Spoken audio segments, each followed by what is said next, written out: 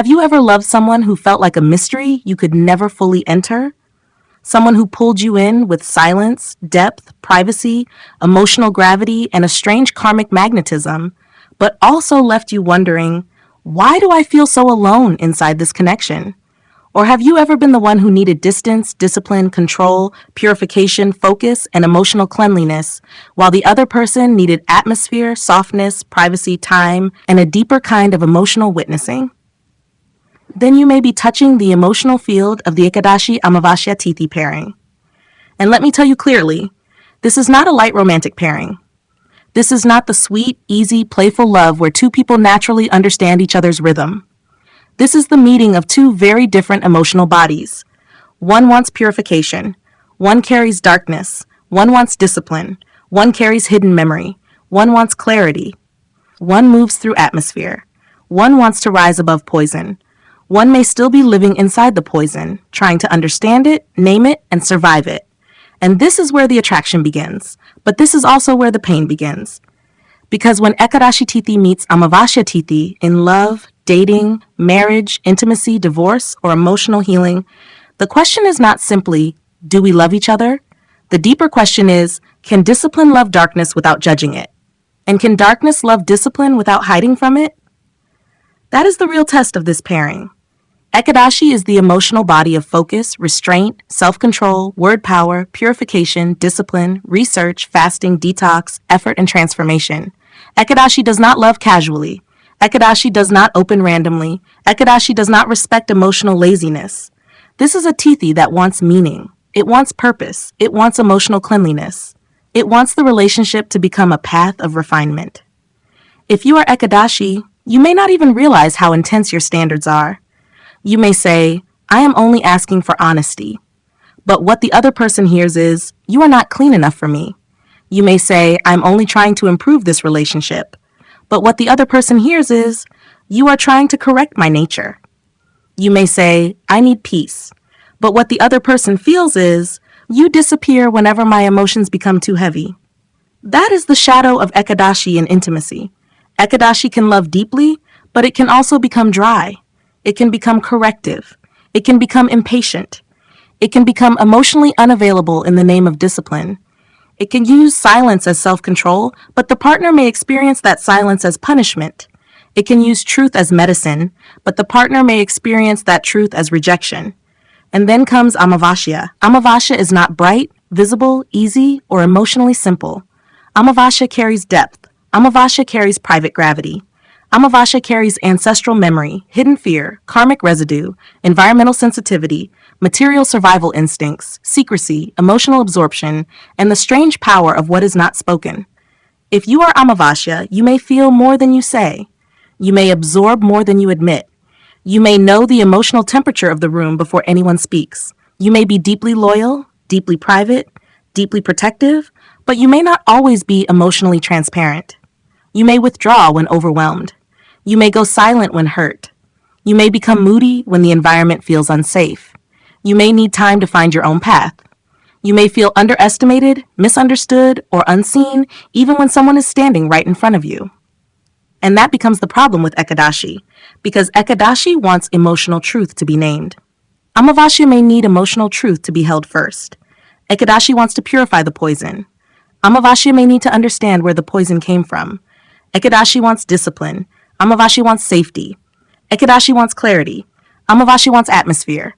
Ekadashi wants the wound cleaned. Amavasya wants the wound witnessed. And unless both people are mature, this becomes a painful cycle. Ekadashi starts correcting. Amavasya starts withdrawing. Ekadashi becomes sharper. Amavasya becomes darker. Ekadashi says, why won't you speak clearly? Amavasya says, why don't you feel me before you analyze me? Ekadashi says, I cannot live in this emotional heaviness. Amavasya says, I cannot open where I feel judged. And slowly, love turns into distance. Not because there's no attraction, but because attraction without emotional translation becomes suffering. This is why Ekadashi Amavasya is one of those pairings where the relationship may feel karmic, meaningful, unforgettable, and difficult at the same time. You may not be able to dismiss each other easily. There is something magnetic here. Ekadashi may be drawn to Amavasya's mystery. Amavasya may be drawn to Ekadashi's inner power. Ekadashi may feel there is something deep inside this person. Amavasya may feel there is something strong, clean, and purposeful inside this person. But after the first attraction, the emotional mismatch begins to show. And this mismatch is not superficial. It is mental, it is emotional, it is sexual, it is lifestyle-based, it is spiritual, it is karmic. Mentally, Ekadashi and Amavasya process love very differently. Ekadashi thinks in terms of focus, improvement, correction, direction, and self-mastery. Ekadashi asks, what is the issue? How do we fix it? What is the truth? What must be purified? Amavasya does not always move like that. Amavasya thinks through emotional atmosphere. It senses undercurrents. It may not have one neat sentence for what is wrong. It may say something feels off.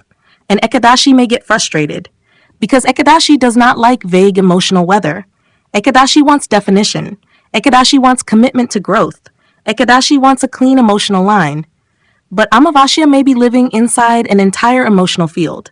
Family memory, fear, environment, money concerns, private wounds, hidden shame, old rejection, or unspoken anxiety. So when Ekadashi asks, what is wrong with you? Amavasya may not know how to answer. And when Amavasya says nothing, Ekadashi may assume avoidance. That is where the mental incompatibility begins.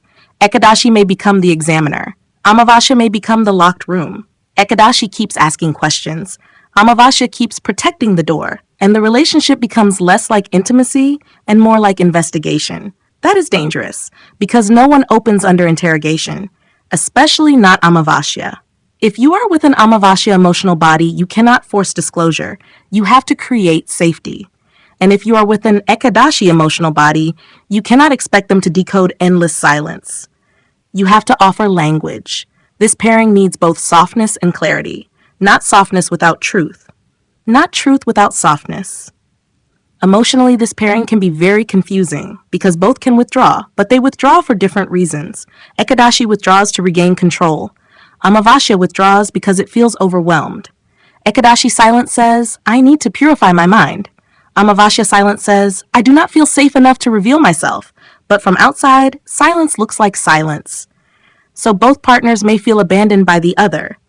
Ekadashi may think, I am controlling myself. I am not reacting. I am being mature. Amavasya may feel, you have gone cold. Amavasya may think, I am trying to process what I feel. Ekadashi may feel, you are avoiding the truth. And this is where emotional loneliness enters the relationship. Not because both people are heartless, but because both are protecting themselves in ways the other person misreads. This is a very important point for couples. Sometimes incompatibility is not the absence of love. Sometimes incompatibility is the repeated misreading of each other's protection strategy. Ekadashi protects through discipline. Amavasya protects through withdrawal. Ekadashi protects through restraint. Amavasya protects through privacy. Ekadashi protects through purification. Amavasya protects through concealment until safety arrives. And if you do not understand this, you may spend years thinking your partner does not love you, when actually your partner does not know how to feel safe with you.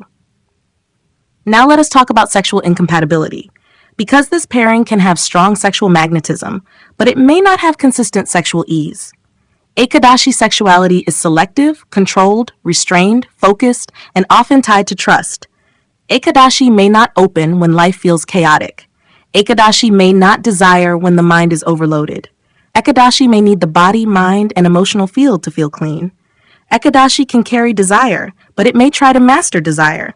It may even suppress desire when it feels the relationship has become emotionally polluted.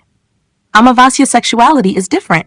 Amavasya carries hidden hunger, private magnetism, shadow intimacy, emotional absorption, a need for atmosphere, privacy, darkness, safety, and deep merging. Amavasya may not always express desire directly, but when it bonds, it can bond intensely, sometimes obsessively, sometimes silently, sometimes all or nothing. And this can attract Ekadashi, because Ekadashi senses something powerful beneath the surface. But then the mismatch appears. Ekadashi may want sexual intimacy to feel clean, meaningful, disciplined, intentional. Amavasya may want sexual intimacy to feel private, consuming, emotionally atmospheric, wordless, and safe. Ekadashi may ask, are we aligned? Amavasya may ask, do I feel safe enough to dissolve? Ekadashi may need clarity before surrender. Amavasya may need emotional atmosphere before clarity. And if this rhythm is not respected, the bedroom becomes tense. Ekadashi may become too controlled. Amavasya may become too moody. Ekadashi may withhold because it feels emotionally contaminated.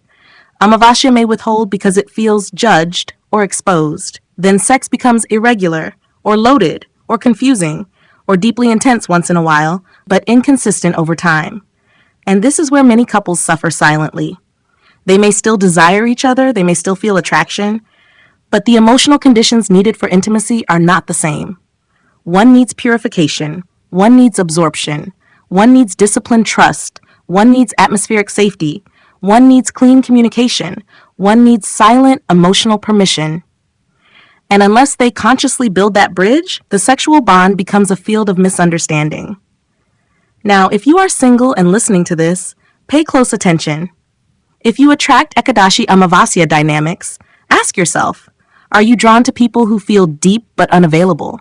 Are you drawn to people who make you feel you must heal, fix, decode, or purify them? Or are you drawn to people who feel strong, disciplined, and focused, but later make you feel emotionally judged? Because this pairing teaches one hard lesson. Intensity is not the same as compatibility. Mystery is not the same as intimacy. Discipline is not the same as emotional maturity. Silence is not the same as depth. And sexual magnetism is not the same as emotional safety. If you are recently divorced or healing from a breakup, this pairing may explain why you could not fully leave emotionally even after the relationship became painful. Ekadashi may keep thinking, if only we had cleaned this up. If only we had done the work. If only they had changed. If only they had become more conscious. Amavasya may keep feeling, they never really understood my inner world. They saw my darkness, but did not hold it. They wanted me to become easier, clearer, brighter. And both may be right. That is the tragedy. Ekadashi may genuinely have tried to improve the relationship. Amavasya may genuinely have felt emotionally rejected by that improvement. Ekadashi may have felt burdened by emotional fog. Amavasya may have felt wounded by emotional judgment. So healing requires brutal honesty. If you are Ekadashi, your healing question is, did I use discipline to avoid vulnerability? Did I use truth as a weapon? Did I confuse correction with love? Did I become so focused on purification that I forgot tenderness? Did I try to make the other person emotionally cleaner instead of emotionally safer? If you are Amavasya, your healing question is, did I use silence to avoid truth?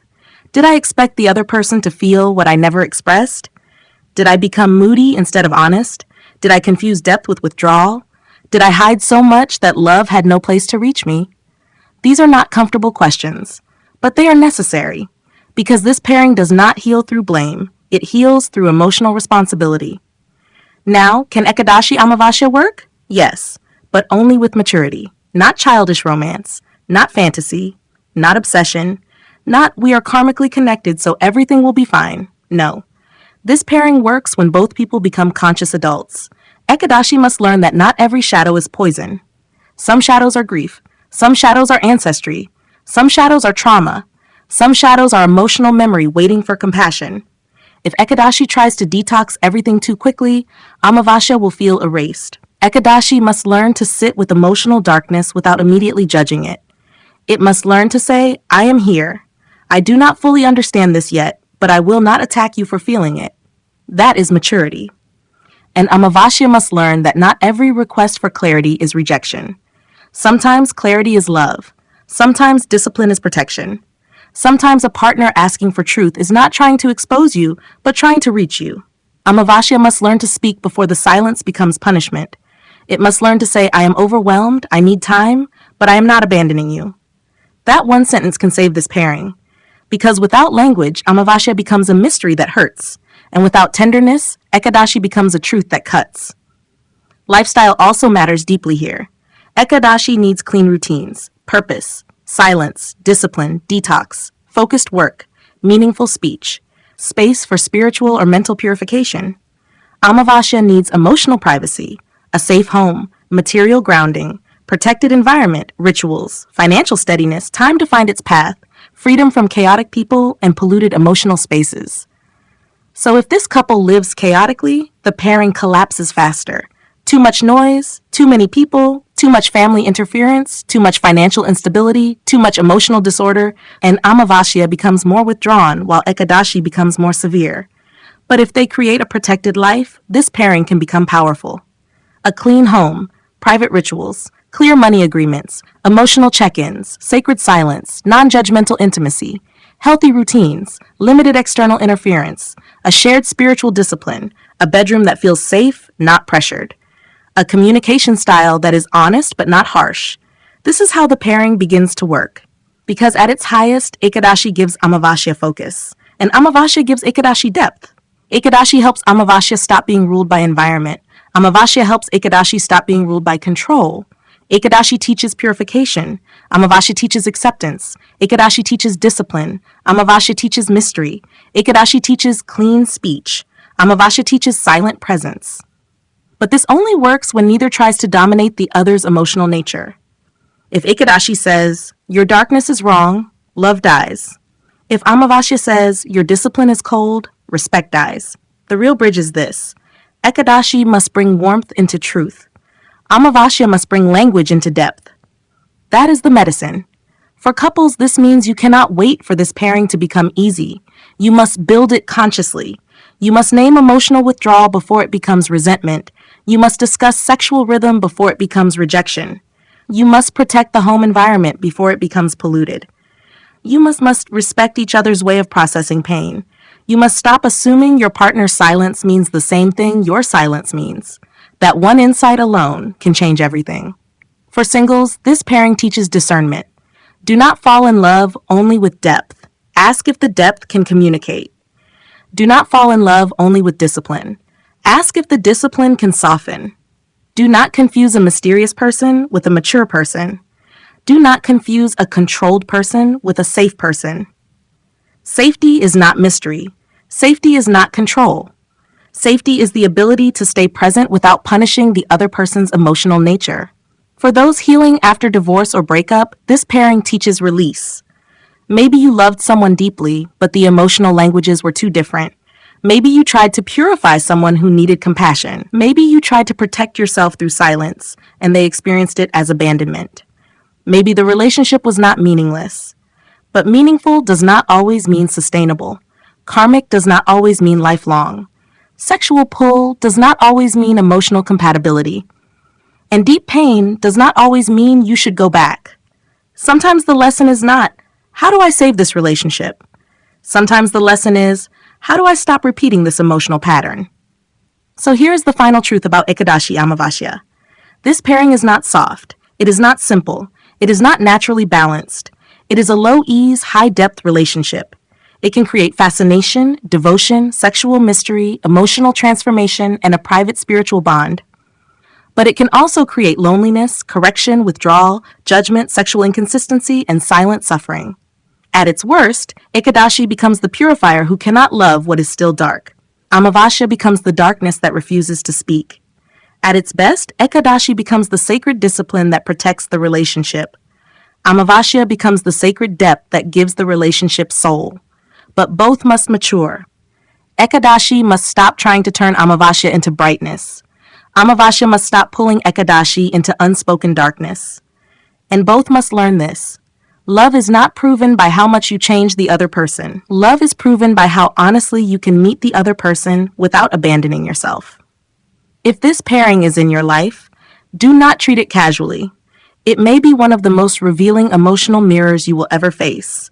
It will show you where you judge. It will show you where you hide. It will show you where you confuse silence with maturity. It will show you where you confuse discipline with love. It will show you where your body wants someone your emotional system cannot safely hold. And that is why understanding your Tithi compatibility matters. Because sometimes the problem is not that you chose a bad person. Sometimes the problem is that two emotional bodies are moving by completely different lunar codes. One is trying to cleanse. One is trying to survive the dark. One is trying to focus. One is trying to feel the invisible. One is trying to speak truth. One is trying to protect what cannot yet be spoken. And when you understand that, you stop blaming blindly. You start seeing clearly. You start loving more consciously. Or you start leaving more peacefully. If you want to understand why you attract certain partners, why intimacy becomes difficult, why desire turns into silence, why love becomes correction, why your relationship feels karmic but painful, or why you cannot emotionally detach even after separation, then a deep Tithi intimacy and compatibility reading can reveal what ordinary relationship advice often misses. Because your emotional body has a pattern, your attraction has a pattern, your intimacy has a pattern, your breakup has a pattern, and your healing also has a pattern.